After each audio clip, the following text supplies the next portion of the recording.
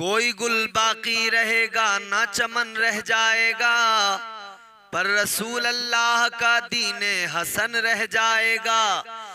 अतलसो कम ख्वाब की पोशाक पर नाजा न हो, इस तने बेजान पर खाली कफन रह जाएगा। और हम सफीरो बाग में है कोई दम का चहचहा, हम सफीरो बाग में है कोई दम का चहचहा, बुलबुलें उड़ जाएंगी सूना चमन रह जाएगा।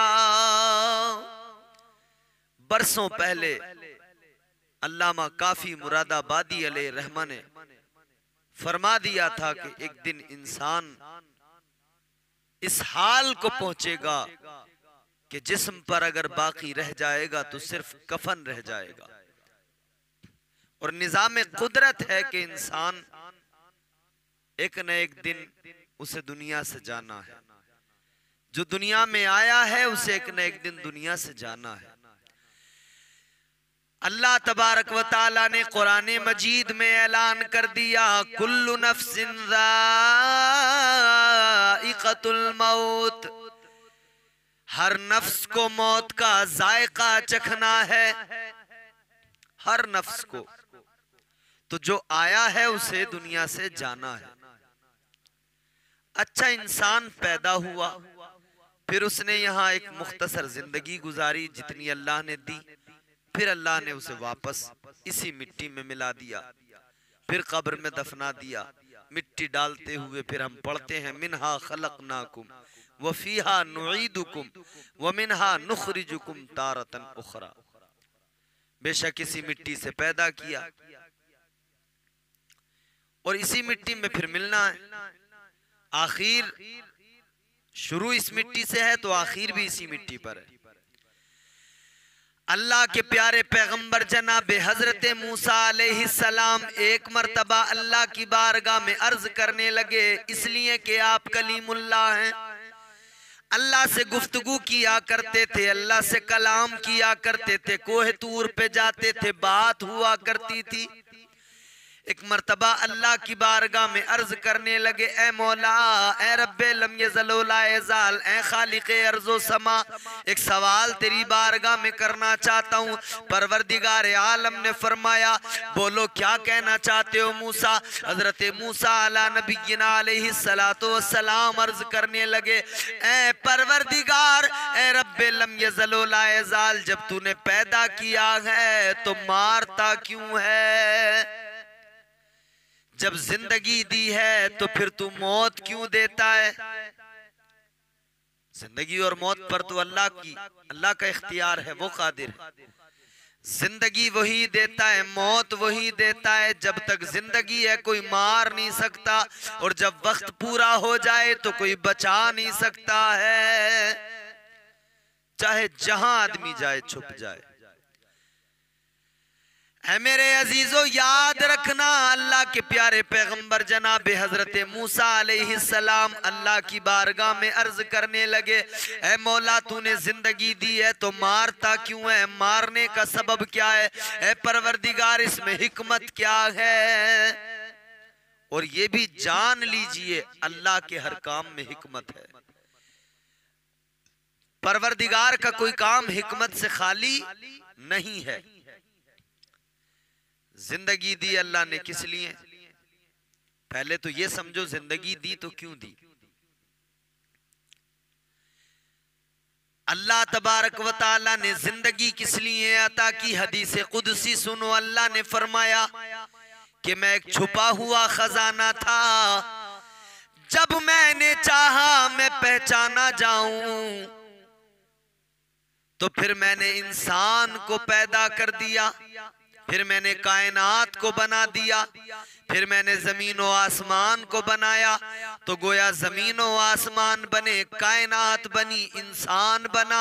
किस लिए बना? इसलिए कि रब जो हमारा खालिक व मालिक है उसे पहचाना जाए, अल्लाह तबारक व ताला की किबरियाई और उसकी अहदियत व समदियत आम हो जाए। तो जब रब ने चाहा मैं पहचाना जाऊं, उसने कायनात को पैदा कर दिया। तो ये हिकमत पैदा करने में है, तो मारने में क्या हिकमत है? अल्लाह के प्यारे पैगंबर जनाब हजरत मूसा अलैहिस्सलाम ने जैसे ही अल्लाह की बारगाह में सवाल किया, अल्लाह ने फरमाया मूसा तुम एक काम करो, खेती करो, जमीन में फसल उगाओ। हजरत मूसा अलैहिस्सलाम ने जमीन में दाना डाल दिया, खेती करने लगे, फसल तैयार होने लगी। दाना डाला तो चंद दिन के बाद में पौधा निकल के आया। वो पौधे जब बहुत सारे निकल के आए, फिर वो बड़े होने लगे। उसके बाद में अपने वक्त को पहुंचे, पक गए, बालियां लग गई, उसमें बीज आ गया, दाना आ गया। फिर उसको दाने को और भूसे को अलग अलग किया गया, उसको काट दिया गया। अल्लाह तबारक व तआला की बारगाह में हजरत मूसा हैं।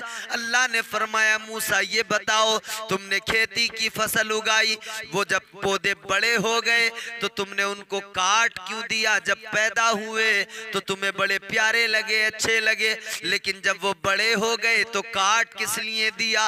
अर्ज करने लगे परवरदिगार, जब वो अपने वक्त को पहुंच गए, जब फसल पक गई, तैयार हो गई, तो बालियों से दाने को अलग करना जरूरी है, भूसे को और दाने को अलग करना जरूरी है। ए मौला, फिर उसमें नहीं रखा जा सकता है, अगर और ज्यादा उसमें रखा गया तो वो खराब हो जाएगा। अल्लाह तबारक व तआला ने फरमाया ए मूसा ये बताओ तुम्हें ये इल्म कहां से आया? अर्ज करने लगे ए परवरदिगार, ये इल्म तूने मुझे अता फरमाया है। ए मौला ये इल्म मुझे तुझसे मिला है। अल्लाह ने फरमाया ए मूसा, जब मेरे अता करदा इल्म की बुनियाद पर तुम्हें ये पता लग गया कि जब वक्त पूरा हो जाए तो दाने को बाली में नहीं रखा जाएगा, निकाल दिया जाएगा। अब जब वक्त पूरा हो जाए तो उस दरख्त को काट दिया जाएगा। जब तुम्हें मेरे दिए हुए इल्म से ये मालूम है तो मैं तो तुम्हारा खुदा हूँ, मैं तो तुम्हारा रब हूँ, मैं तो तुम्हारा परवरदिगार हूँ। ऐ मूसा, मैंने तो कायनात को पैदा किया है, मैं भी जानता हूं कि कब इंसान के जिस्म से रूह को अलग करना है। ऐ मूसा, रूह को अलग करना है इसलिए कि जिस तरह बालियों में दाने आते हैं तो कुछ दाने बहुत अच्छे होते हैं, आला किस्म के, और कुछ दाने खराब होते हैं। इसी तरह कुछ अच्छी रूहें हैं, कुछ बुरी रूहें हैं। अच्छी रूहें जब जिस्म के अंदर हैं तो उन्हें अपने वक्त पर उस जिस्म से निकालकर अपनी जगह पर, अच्छी जगह पर, यानी उन रूहों को आला इल्लियीन में या जन्नत में पहुंचाया जाएगा। और जो खराब रूहें हैं उन्हें, बाज रूहों को जमीन व आसमान के दरमियान मुअल्लक किया जाएगा, बाज रूहों को जिस्मों में डालकर उन पर अजाब दिया जाएगा। ऐ मूसा, जिस तरह फसल पक जाए तो फिर दाना और बाली दोनों को अलग किया जाता है, इसी तरह हिकमत यह है कि जब इंसान का वक्त पूरा हो जाए तो उसके जिस्म और रूह को अलग किया जाता है। जब आज़ाए बदन ढीले पड़ जाएं, जब बुढ़ापा आ जाए, और बुढ़ापा ही क्या, जवानी में भी मौत आ सकती है, बचपन में भी आ सकती है, कभी भी आ सकती है। एक वक्त है, अल्लाह ने जिंदगी जितनी दी है, जितनी सांसें दी हैं, उतनी सांसें पूरी करनी है, उसके बाद में मौत आ जाएगी। जिस्म से रूह को अलग किया जाएगा। जिस्म चूंकि मिट्टी से बना है, मिट्टी में मिल जाएगा। ऐ मेरे अजीजों, याद रखना कल कयामत का दिन होगा, नफसी नफसी का आलम होगा, यौमे हिसाब। फिर ये तमाम अजसाम जो कब्रों में दफन किए गए, इनकी कब्रों के अंदर जो है मिट्टी में मिल गए, ये जिस्म गल गए, हड्डियां भी गल गई, जोड़ सारे खुल गए, लेकिन फिर यौमे हिसाब एक एक कब्र के अंदर से 70-70 मुर्दे निकल के आएंगे। एक एक कब्र के अंदर से 70-70 मुर्दे आएंगे। मेरे आका ने फरमाया यौमे हिसाब एक एक कब्र के अंदर से 70-70 मुर्दे उठ कर आएंगे, सब बरहना होंगे। अर्ज किया गया या रसूल अल्लाह, मेरे आका की बारगाह में सवाल किया गया, आका क्या जब बरहना होंगे तो एक दूसरे से हया नहीं आएगी, क्या शर्म नहीं आएगी? मेरे आका ने फरमाया मोहलत किसे होगी, किसको इतनी फुर्सत होगी जो दूसरे पे नजर डाले? सबको अपनी पड़ी होगी, सब अपनी फिक्र में लगे होंगे कि आज बख्शिश का परवाना मिल जाए। किसको वहां पे फुर्सत होगी? मेरे प्यारे आका ने 1400 साल पहले पूरा कयामत का नक्शा बंदों के सामने, अपनी उम्मत के सामने रख दिया। तो ये जिस्म मिट्टी में मिल जाएगा, तो फिर सवाल ये पैदा होता है जब जिस्म मिट्टी में मिल गया तो दोबारा से फिर ये जिस्म कैसे जिंदा होगा, किस तरह से जिंदा होगा? एक शख्स था, उसने अपने बच्चों से कहा था जब मैं मर जाऊं तो मेरी लाश को दफनाना नहीं, जला देना। बच्चों ने कहा किस लिए? कहा हाँ, तुम्हें मेरी वसीयत पे अमल करना होगा। जब मैं मर जाऊं तो मेरे जिस्म को आग लगानी होगी, मुझे दफनाना नहीं, आग लगा देना, राख बना देना, हवा में उड़ा देना। जब उसका इंतकाल हो गया, मरने के बाद में उस इंसान को, उस मरने वाले को जला दिया गया वसीयत के मुताबिक। राख फजा में उड़ गई, हवा में उड़ गई। लेकिन सुनो सुनो, जब वो अल्लाह की बारगाह में हाजिर होगा, पेश होगा कल बरोज़े हिसाब, अल्लाह तबारक व तआला फरमाएगा तूने ऐसा किस लिए किया, लाश को जलाने को क्यों कहा? वो अल्लाह की बारगाह में रोएगा, अर्ज करेगा मौला बहुत गुनाहगार था, या अल्लाह गुनाह इतने ज्यादा थे मालिक, डर लगता था तेरे सामने कैसे खड़ा हो जाऊंगा। ए परवरदिगार, डर लगता था इसलिए मैंने कहा था मुझे जला देना, मेरी राख बना देना, मेरी राख को फजा में उड़ा देना। अल्लाह ने फरमाया ए मेरे बंदे, तू वो जो तूने जलने के लिए, अपनी लाश को जलाने के लिए कहा था, क्या वो इसलिए कहा था कि तू मुझसे डरता था, तेरे दिल में मेरा खौफ था? कहने लगा हाँ परवरदिगार, खौफ की वजह से कहा था। अल्लाह तो सब जानता है, मगर फिर भी बंदे से मालूम कर रहा है, बंदे की जबान से उससे इकरार करवाया जा रहा है। अल्लाह फरमाएगा ऐ मेरे फरिश्तों देख लो, इसके दिल के अंदर डर कितना था, इससे गुनाह तो हो गए थे मगर दिल में खौफ बेदार हो गया, इससे गुनाह तो हुए मगर ये डर गया मेरे अजाब से। ऐ मेरे बंदो, जिसके दिल में मेरा खौफ होता है, ऐ मेरे फरिश्तों तुम भी गवाह हो जाओ, जो मेरे खौफ से डर जाता है, जो मेरे खौफ को अपने सीने में रखता है, मैं उसे अजाब में मुब्तला नहीं करता हूँ। अल्लाह ने फरमाया तू हमारे डर की वजह से, मेरे खौफ की वजह से तूने ये किया, जा मैंने तेरे गुनाहों को बख्श दिया है। तो खौफे खुदा जब बंदे के सीने में आ जाए, तो मैं अर्ज कर रहा हूं कि इंसान मिट्टी में मिल गया, वो जल भी जाए मगर फिर भी क़यामत के दिन वो जिंदा होगा, फिर भी उसका वही जिस्म होगा। कैसे होगा? वो तो मिट्टी में मिल गया, उसकी लाश मिट्टी में मिल गई, जिस्म फानी है। तो मेरे अजीजों याद रखना, इंसान की रीढ़ की हड्डी है, सारा वजूद मिट्टी में मिल जाता है, मगर रीढ़ की हड्डी के अंदर इंसान की कुछ ऐसे बीज हैं कि जो जमीन के अंदर पड़े रहते हैं, बाकी रहते हैं। उन्हीं से फिर अल्लाह तबारक व तआला दोबारा उस शख्स को जिंदा करेगा, और वो उसका जो वजूद मिट्टी में मिल चुका है वो दोबारा वापस उसका जिस्म तैयार होगा, जिस्म बनेगा, फिर वो अपनी कब्र से उठ कर आएगा। तो ये निज़ाम कुदरत है, जिंदगी और मौत अल्लाह के इख्तियार में है। अल्लाह जब चाहता है उसके इख्तियार में, वो कादिर है, जिंदगी देना उसका काम। वो नवाजने पे आए तो नवाज दे जमाना, वो नवाजने पे आए तो नवाज दे जमाना, वो करीम ही जो ठहरा तो करम का क्या ठिकाना। जिंदगी उसने दी है मेरे अजीजों, माँ के पेट के अंदर 9 माह तक वो जिंदा रखता है, रिस्क भी देता है।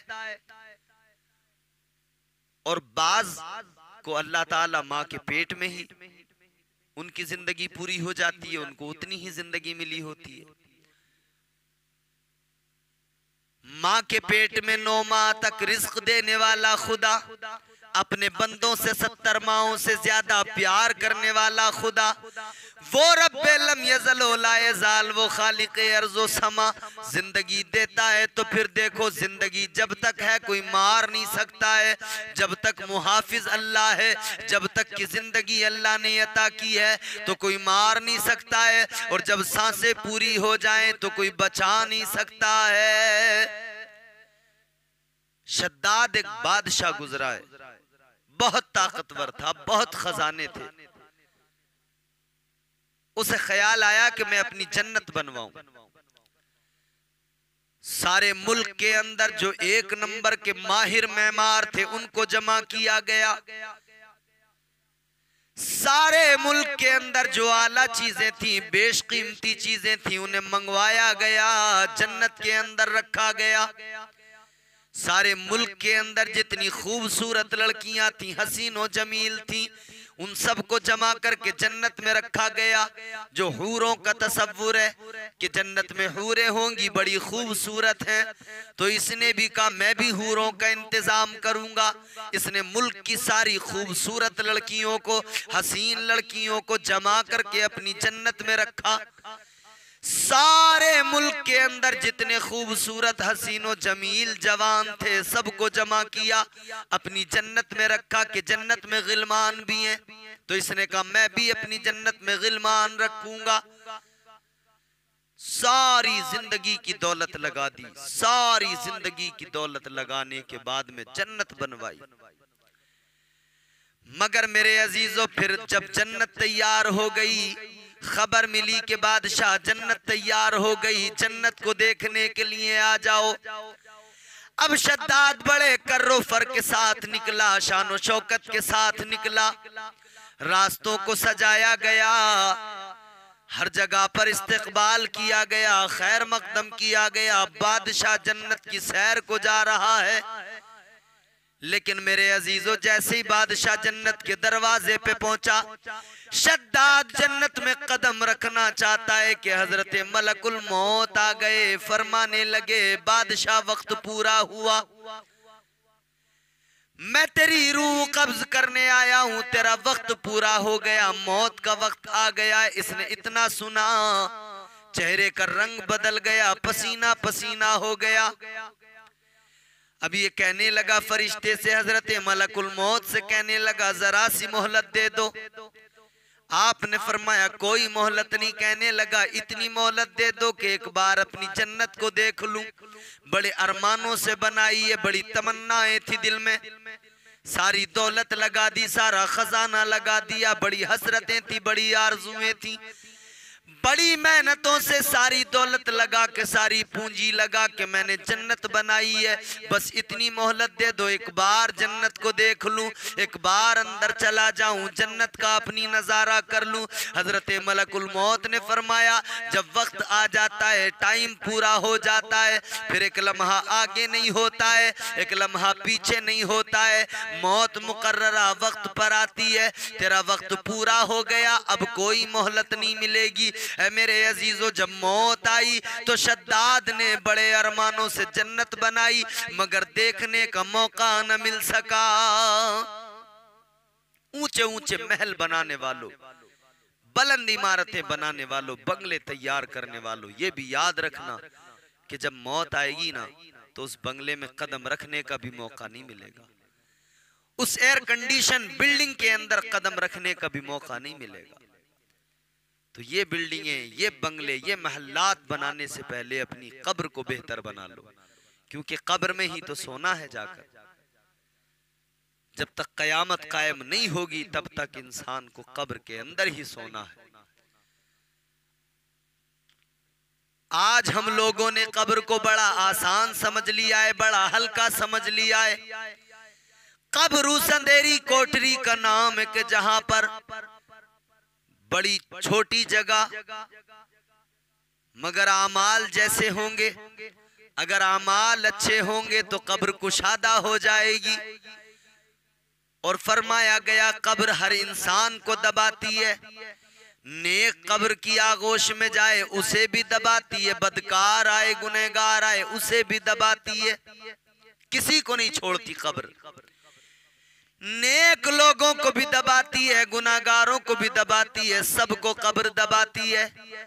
मगर फरमाया गया दबाने में फर्क है, और वो फर्क ये है जब नेक परहेजगार कब्र में पहुंचता है कब्र दबाती है, तो कब्र इतना दबाती है कि कब्र में नेक इंसान है, नेक को जब कब्र दबाती है तो अंदाज ये होता है कि जैसे माँ अपने बच्चे को आगोश में लेकर प्यार से ममता से दबाया करती है, कब्र अपने अंदर नेक को इसी तरह से दबाती है। नेक को इस तरह से दबाती है जैसे माँ ममता से अपने बच्चे को आगोश में लेकर दबाती है। ये नेक को दबाने का अंदाज है। और गुनाहगार को कैसे दबाती है? फरमाया गया गुनाहगार को कब्र दबाती है तो इधर की पसलियां इधर और इधर की इधर मिल जाती हैं, आपस में अंदर घुस जाती हैं, पसलियां टूट जाती हैं, चूरा हो जाता है। गुनाहगार को कब्र दबाती है मेरे अजीजों, तो उसकी पसलियां टूट जाती हैं, एक दूसरे में घुस जाती हैं। तो उस कब्र की तैयारी करो। यहां बिल्डिंगें बनाकर यहीं छोड़ जानी है। याद रखना कब्र में न कोई बिल्डिंग साथ जाएगी, न कोई एयर कंडीशन बिल्डिंग इमारत, न कोई बंगला जाएगा, न दौलत जाएगी, न खजाना जाएगा, न सोना जाएगा, न चांदी जाएगी, न औलाद जाएगी, न रिश्तेदार जाएंगे, न दोस्त जाएंगे, न माँ बाप जाएंगे। कब्र में कोई साथ नहीं जाएगा। कब्र में अगर कुछ साथ जाएगा तो आका की मोहब्बत साथ जाएगी, कब्र में अगर कुछ साथ जाएगा तो आमाल साथ जाएंगे। इसीलिए कहा कर जवानी में इबादत काहिली अच्छी नहीं। जवानी में इबादत कीजिए, कब्र अपनी रोशन कर लीजिए। आज तैयारी कीजिए कब्र की। आज ले उनकी पनाह, आज मदद मांग उनसे, आज ले उनकी पनाह, आज मदद मांग उनसे, कल न मानेंगे कयामत में अगर मान गया। वहां तो आदमी को मान ही जाना है, वहां तो वो कहेगा हाय मुझसे कितनी बड़ी गलती हो गई। एक बार मौत आती है, दोबारा मौत नहीं आती है। मरने के बाद में जन्नती जन्नत में चले जाएंगे, जहन्नमी जहन्नम में चले जाएंगे। यौमे हिसाब हिसाब होगा, अल्लाह जहन्नमियों को जहन्नम में, जन्नतियों को जन्नत में भेज देगा। मगर एक फिक्र जन्नत वालों को लगी होगी और एक ख्याल और सोच जहन्नम वालों को होगी। जन्नत वालों को फिक्र लगी होगी कि दोबारा मौत ना आ जाए, जो आसाइशें मिली हैं, जो सुकून मिला है, कहीं ये सब कुछ छिन न जाए, ये नेमतें न छिन जाएं, कहीं मौत ना आ जाए। जन्नत वाले इस फिक्र में होंगे मौत ना आ जाए। मगर जो जहन्नम में होंगे उन्हें भी फिक्र लगी होगी, वो भी सोच रहे होंगे। वो क्या सोच रहे होंगे? वो सोच रहे होंगे काश एक बार मौत आ जाए, काश एक बार और हमें मौत आ जाए, हम इस परेशानी से निकल जाएं, इस परेशानी मुसीबत से छुटकारा मिल जाए, ये जो अजाब हो रहे हैं इनसे हमें छुटकारा मिल जाए, मौत आ जाए। मगर एक बार मौत आती है, दोबारा नहीं आती है। जहन्नमी जहन्नम में हमेशा जलेंगे, जन्नती जन्नत में हमेशा जन्नत की नेमतें उनके पास होंगी। इसीलिए मेरे अजीजों याद रखना, ये जिंदगी बड़ी मुख्तसर है। कितनी मुख्तसर है? इतनी मुख्तसर कि जिस तरह आप किसी बड़े समंदर में, दरिया में एक पत्थर फेंक कर मारो तो जब चींटे ऊपर को उड़ती हैं, कतरे उड़ते हैं, तो उन कतरों के मानिंद इंसान की ये दुनिया की जिंदगी है। और वो समंदर जो है वो उस जिंदगी के मानिंद है, यानी समंदर के मानिंद वो जिंदगी है जो आखिरत की जिंदगी है। तो वो तवील जिंदगी है, उसकी फिक्र करना चाहिए। अल्लाह ने पैदा किया है, जब तक वो चाहेगा जिंदा रखेगा, फिर वो वक्त आएगा कि वक्त पूरा हो जाएगा, जब रब चाहेगा मलकुल मौत को भेजेगा, वो आएंगे, रूह कब्ज कर लेंगे। इंसान पैदा हुआ है तो मरना भी है। हर नफ्स को, हर जानदार को मौत आएगी, हर जानदार को जो दुनिया में आया है उसे दुनिया छोड़ के जाना है। इसीलिए मेरे आका की बारगाह में बुलबुले सिदरा जनाबे हजरत जिब्राइल अमीन ने आकर अर्ज किया था, क़ाल जिब्रील अलैहिस्सलाम या मुहम्मद सल्लल्लाहु ताला अलैहि वसल्लम इश्मा शिता फ़इन्नका मय्यितुम व अहबिब मन शिता फ़इन्नका मफ़ारिक़ुहु व अमल मा शिता फ़इन्नका मज़्ज़ियुम बि। अल्लाह के नबी की बारगाह में बुलबुले सिदरा अर्ज करने लगे, या रसूल अल्लाह आप अपनी उम्मत से फरमा दीजिए, अल्लाह ने जो जिंदगी अता फरमाई है, अल्लाह ने जो सांसें अता फरमाई है, जो जिंदगी अल्लाह ने दी है, अपनी उम्मत से फरमा दीजिए जिंदगी चाहे जैसे गुजारे, मगर इतना याद रखें कि एक दिन मरना जरूर है। और जब मौत आएगी तो जैसा अमल किया होगा वैसा सुलूक होगा। अच्छा अमल तो अच्छी जजा, अगर अमल अच्छा नहीं तो फिर उसकी सजा। तो फरमाया गया जिंदगी ऐसे गुजारो कि दुनिया भी संवर जाए, आखिरत भी संवर जाए। वो किसी कहने वाले ने बड़ी प्यारी बात कही, जिंदगी इतने सलीके से गुजारी जाए, जिंदगी इतने सलीके से गुजारी जाए, जैसे चादर कोई कांटों से उतारी जाए। तो जिंदगी इस तरह से गुजारो, चादर कांटों पे पड़ी होती है, तो जब उसको उतारा जाता है कांटों से तो यूं ही नहीं खींच लिया जाता, उसमें कांटे जब अंदर घुस जाते हैं तो बड़े प्यार से उठा के निकाला जाता है। यूं ही खींच लिया जाए तो चादर फट जाएगी, चीथड़े हो जाएंगे उसके। यही मिसाल जिंदगी की है। जिंदगी भी इतने ही सलीके से गुजारो जितने सलीके से कांटों से चादर उतारी जाती है। जब मौत आए तो मौत के वक्त में तकलीफ ना हो, ऐसे जिंदगी गुजारो, रूह जिस्म से निकले कोई तकलीफ ना हो, बल्कि ऐसे गुजर जाए जैसे फूल से खुशबू निकल जाती है, जिस्म से रूह ऐसे निकल जाए जैसे आटे से बाल निकल जाता है। ऐसे जिंदगी गुजारो कि आसानी से मौत आए, मौत की सख्ती ना हो, मौत की तकलीफ ना हो, आसानी से फरिश्ता रूह कब्ज करे, जिस्म से रूह निकल जाए और पता भी ना लगे, एहसास भी ना हो। तो ये इंसान के खुद के ऊपर डिपेंड करता है वो अपनी जिंदगी को कैसा बनाता है और अपने मौत के वक्त की तकलीफ को कम करता है या बढ़ाता है। आज तो हम लोग बिल्कुल बेफिक्र हैं, बल्कि हमारे यहाँ तो लोग कह दिया करते हैं जो होगा देखा जाएगा। ऐ इंसान, ये कहने वाले जो होगा देखा जाएगा, सोच जरा तेरी औकात क्या है, तू क्या देख सकता है। जरा सी गर्मी ज्यादा हो जाए तू नहीं देख सकता, तू परेशान हो जाता है, कभी एसी में भागता है, कभी कूलर के आगे बैठता है। गर्मी ज्यादा हो जाए तू नहीं देख पाता, ठंड ज्यादा हो जाए तेरी बुरी हालत, तेरी तबीयत खराब हो जाती है, तू नहीं देख पाता। तो फिर सोच ले उस तकलीफ को कैसे देखेगा, कैसे बर्दाश्त करेगा। नहीं देख सकते, जो होगा देखा जाएगा। ये जुमला कहने वालों, उस रब के बनाए हुए मौसम जब तुमसे नहीं देखे जाते तो उस रब की बनाई हुई दोज़ख तुमसे कैसे देखी जाएगी। उस रब के बनाए हुए सूरज की तपिश जब तुमसे बर्दाश्त नहीं होती तो उस रब के बनाए हुए दोज़ख के अंदर जो अज़ाबात हैं वो कैसे बर्दाश्त करोगे, वो कैसे तुम उसको बर्दाश्त करोगे। बहुत सख्त अजाब है दोज़ख का।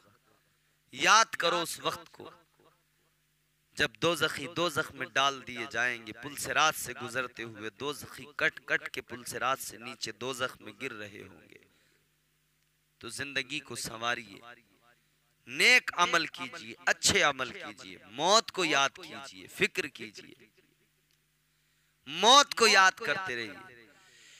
मेरे आका की बारगाह में जनाबे उम्मुल मोमिनीन हजरत आयशा सिद्दीका रज़ी अल्लाह ताला अन्हा आप अर्ज करने लगी, या रसूल अल्लाह, आपकी उम्मत में क्या कोई ऐसा भी इंसान है कि जो मैदान जिहाद में नहीं आया, हक व बातिल के मार्के में नहीं आया, उसने तलवार नहीं उठाई, कोई जंग नहीं लड़ी, या रसूल अल्लाह, वो मैदान जिहाद में कत्ल नहीं हुआ मगर फिर भी उसे मर्तबा शहीद का मिल जाए। मेरे आका ने फरमाया, हाँ मेरी उम्मत में ऐसे भी लोग हैं। या रसूल अल्लाह, कौन लोग हैं वो? मेरे आका ने फरमाया, मेरी उम्मत में वो शख्स जो दिन में 3 मर्तबा अपनी मौत को याद करता है, वो अपनी मौत को दिन में 3 मर्तबा याद करता है, मरने के बाद में अल्लाह उसे शहीदों के जुमरे में शामिल कर देगा। शहीदों की सफ में अल्लाह उसे खड़ा कर देगा। मौत को याद कीजिए और रब का खौफ दिल में पैदा कीजिए, रब से डरिए और आखिरत की तैयारियों में लग जाइए। आखिरत की तैयारियां कीजिए। वो यौमे हिसाब कि जब सवा नेज़े पे सूरज होगा,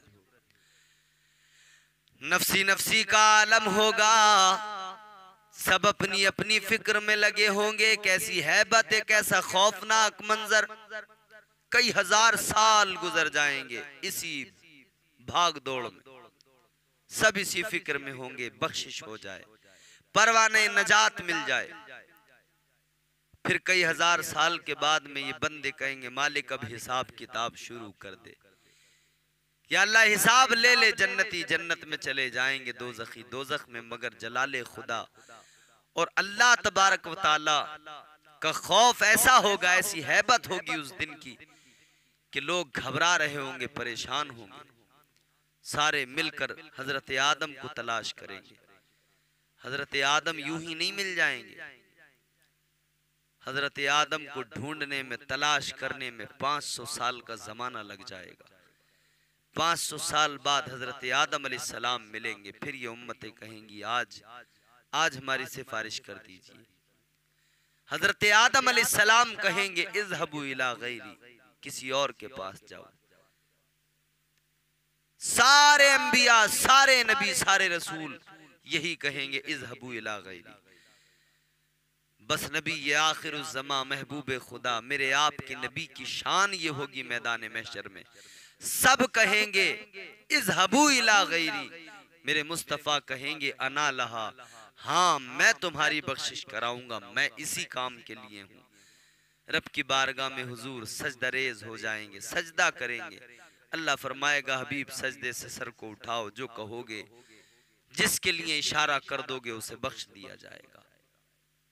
दिल में आका की मोहब्बत बेदार कीजिए, दिल में खुदा का खौफ पैदा कीजिए। फिर देखिए किस तरह से जिंदगी बदलती है, फिर देखिए किस तरह जिंदगी में इनकलाब आता है।